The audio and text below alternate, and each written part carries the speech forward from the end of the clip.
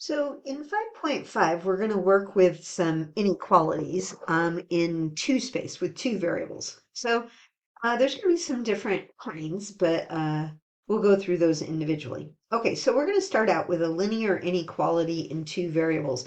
So you may look at this inequality. It's not an equation, but it's an inequality because of the less than or equal to sign. Um, and you might notice, oh, it looks similar to a line, right? Okay, and we've been working with systems of linear equations, so it may be somewhat familiar to you. Okay, so the way we're going to look at this is first we're going to see, well, where does it actually equal? So where does 3x minus 5 equal 15? And you could make a table of values, or you could convert this to y equals mx plus b form and graph it that way. So we're going to graph this equation, okay? So I'm going to go ahead and put it in that mx plus b form. So I put the 3x on the other side, divide by -5.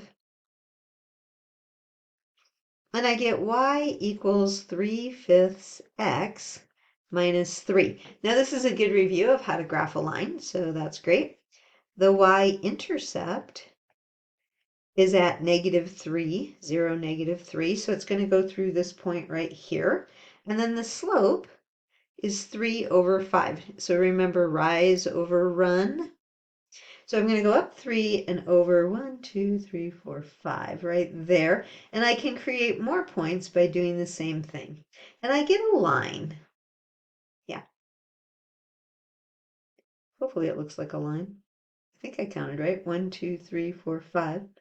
And then 1, 2, 3, 1, 2, 3, 4, 5. Yeah. Okay, my line's not great, but there we go. This line represents all the points where 3x minus 5y equals 15. And we want those points because we want to know what are the points where 3x minus 5y is less than or equal to 15. Okay, so we have this line. You could call it a boundary or a boundary line. And it divides the plane. I can extend this a little bit. It divides the plane. By plane, we mean this grid we have, right? This flat piece of paper. It divides it into two sections. There's the above section and the below section, right? So we call these half planes. So it's dividing the plane in two sections. To think of it as a volleyball net. And there's two teams. There's this side, and then there's this side.